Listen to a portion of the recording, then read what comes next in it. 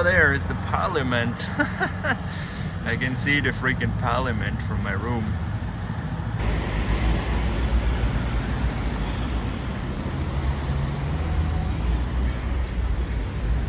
Can't believe this is my hotel, guys. Still can't believe it.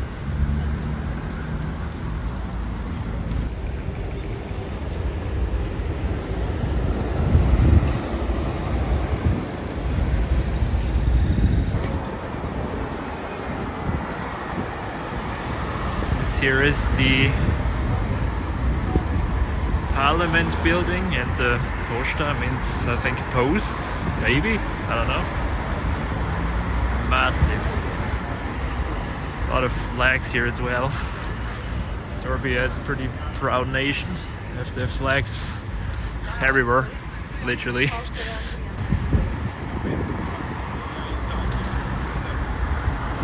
It's a cool building.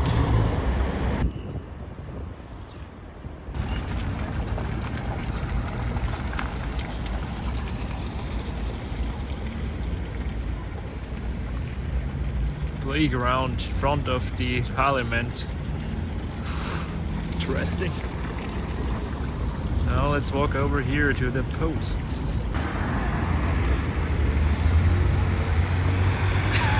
This poor man. Don't want to have his job, really. Probably the traffic light's broken or something.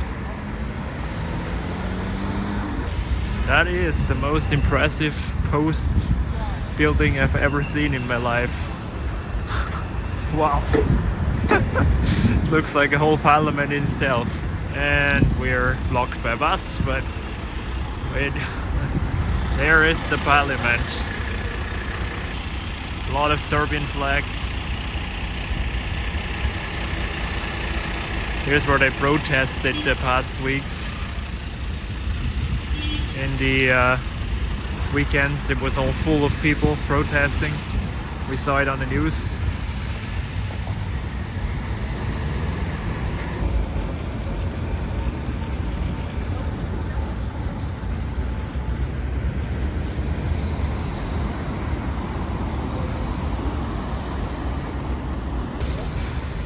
Let's just say you wouldn't see that back home in Austria.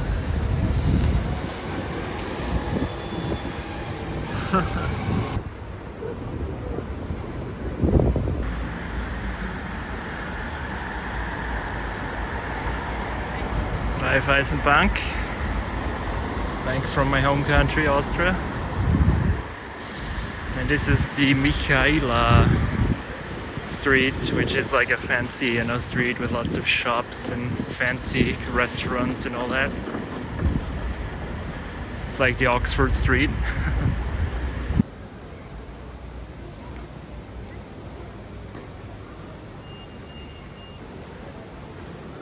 It's another Austrian company. Universität Belgrade University.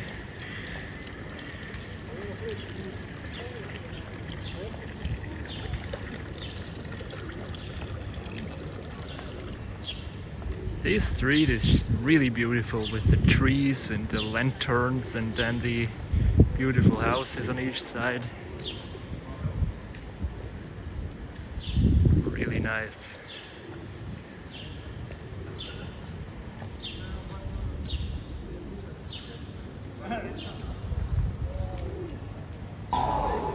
So they have this huge modern shopping center here, which I had a meal in yesterday up there. It was really nice.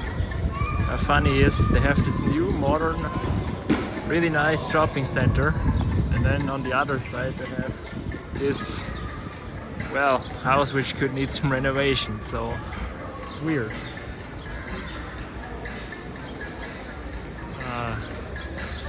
But still, very nice. Intersport, not an Austrian company. Wow, Balkan is interesting for Austrian companies apparently.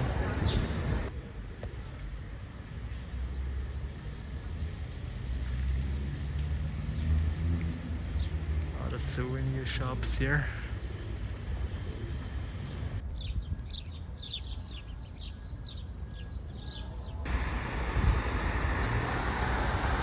Really beautiful view on the Sava, which then joins the Danube over there. Right here is this iconic Yugoslav house here. I don't know what it's called. I think it's cool. Not everybody likes it, but I like it. And some big bridge over there and a new building, which I understand is a little controversial. Not everybody likes this building here. I like it though. Some say it looks like a ketchup bottle, which yeah, why not? I keep saying the same stuff, but just as I said in Bulgaria, this is the same for Serbia. Like, this stuff is never shown in our TV or in our news, never really talked about. Man, look at it. It's really nice. Really nice city so far, Belgrade. This is the famous landmark here. The Danube goes like here, and this is the Sava, which goes here. They close here together, they join together.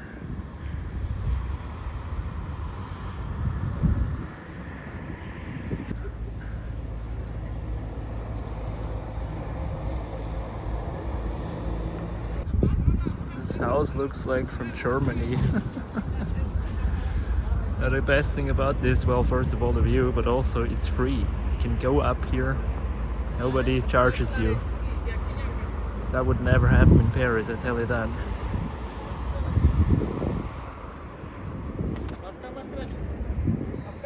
What do they always have with those things?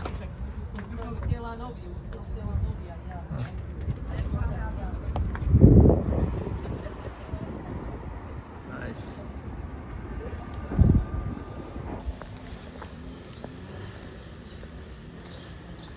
So here is a military museum which is free. You can look at the old tanks and whatnot. Raketa Americiki Lucky USA tank. Amato, I don't know. Spanish, I don't know. I don't know anything about tanks. Another Panzerkampfwagen.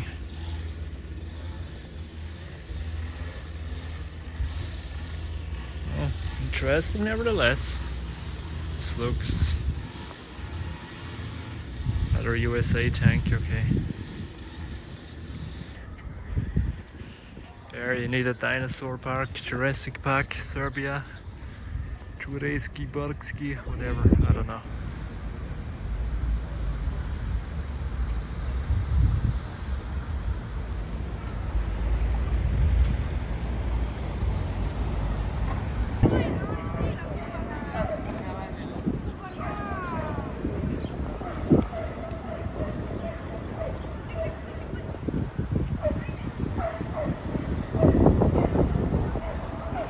Where's it with this guy?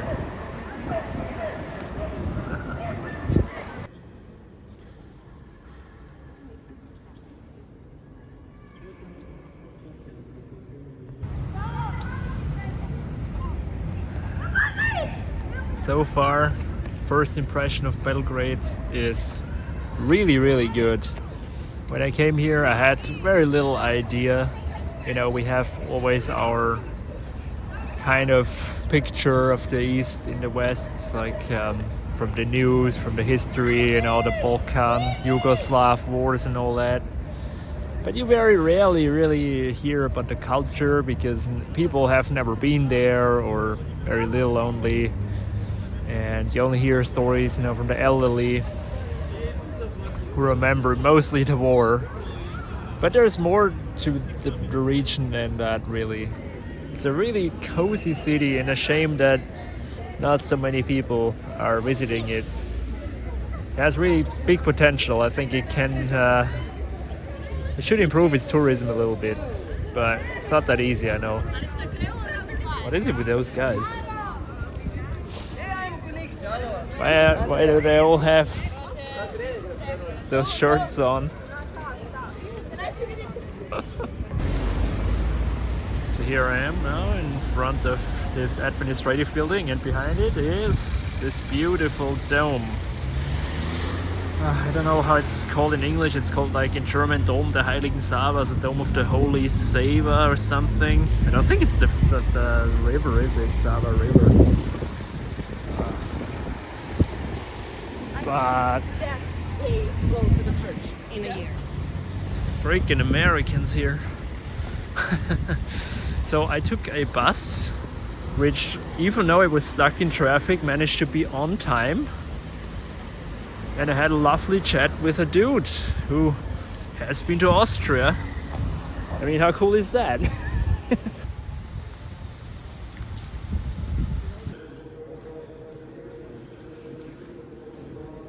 I'm inside a church, so I'm not gonna say any swear words. So I will say Jesus. Look at this size. Wow. Unbelievable, man. This is impressive stuff.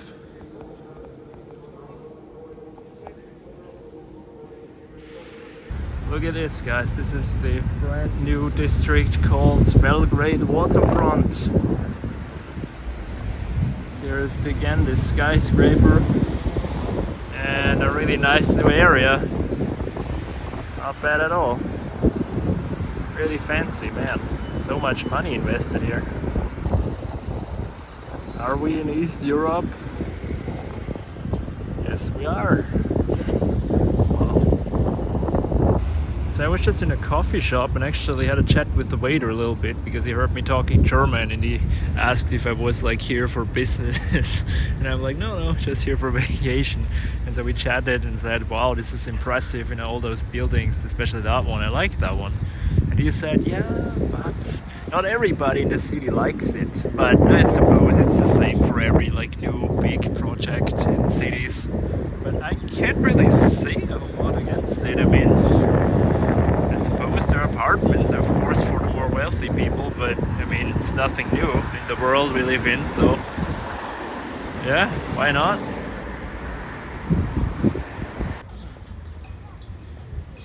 Here we are now at the Sava Promenade. Oh yeah, it really has got flair. I'll give him that. Really nice. And here is where this whole project is going, with the Belgrade Tower here. Bridge over there. Now, what surprises me is a city the size of Belgrade, over 1 million inhabitants, 1.3 billion population, I think, has no metro, and you can definitely feel it. The city is definitely, like, the transport is, there's a lot of traffic, and it's not the best in the world, I have to say.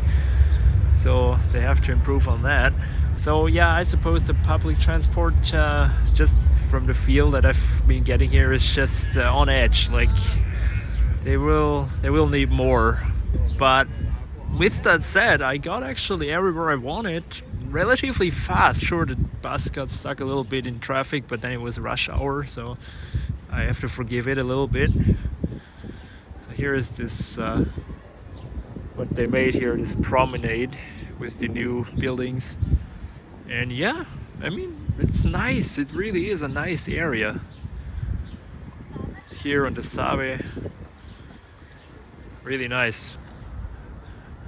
But yeah, it's actually nice, you know. They're at least got a little bit of character to them, and they're apartments, so I mean, it's a nice place to live for sure.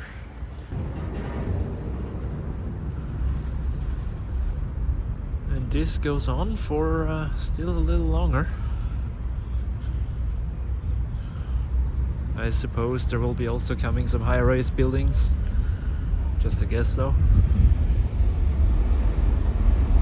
Are you ready for the loudest tram in all Europe? How can a tram be so loud?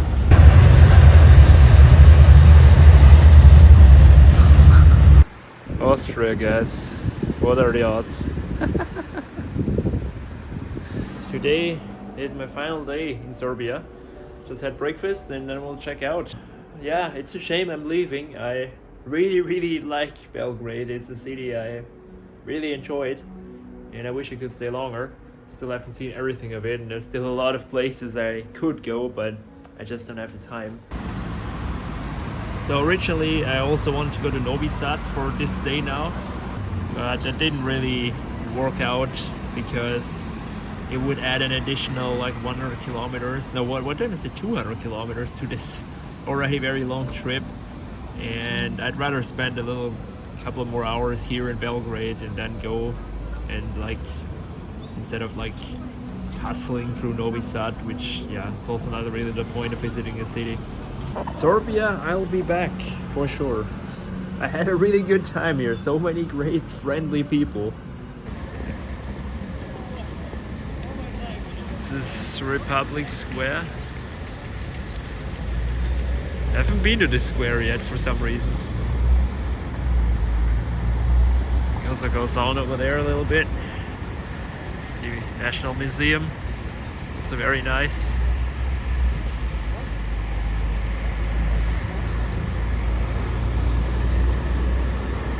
And the weather is gonna turn to shit probably again. This year, 2023, is the worst spring and / summer I've ever had in my life.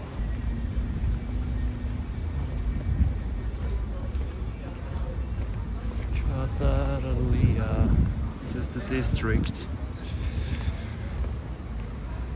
A lot of restaurants and stuff.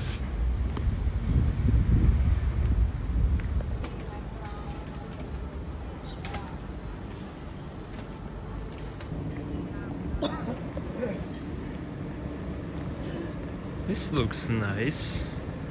This is really not anything I've seen in Belgrade so far. Looks like in Prague.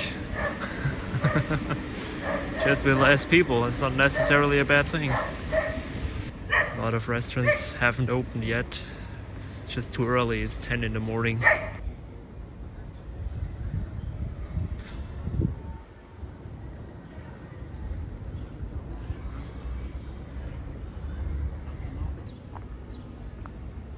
I can imagine this is a place which is really pumping at night or in the evening. This is more for that, more recreational. And now that people are at work and in school and all that, they're probably not even open. Yeah, not even. I mean, some of them are open, but most are, well, preparing for evening, I guess. Yeah, that's the end of this street. This is a street like in Prague, I'd say, or Budapest or something. But not really what I thought of Belgrade. But yeah, that is it basically. Here we are. Not bad though.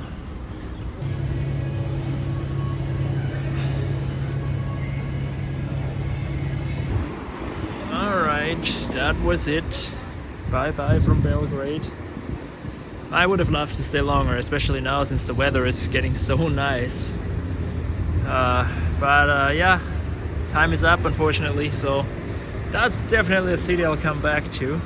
I'm just waiting for my car because they will bring my car, and that's something I wanted to record for you because when will I have that?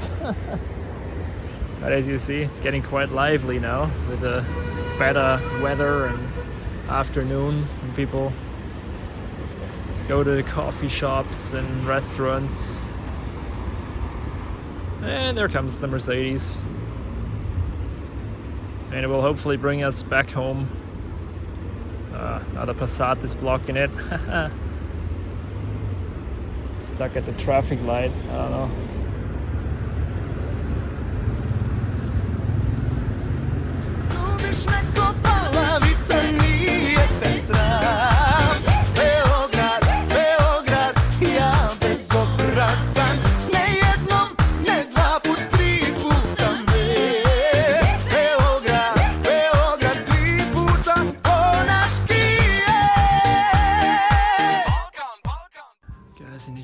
my hotel room. I look like an absolute Jeff Bezos now, I know, but it really wasn't that expensive. That's unbelievable.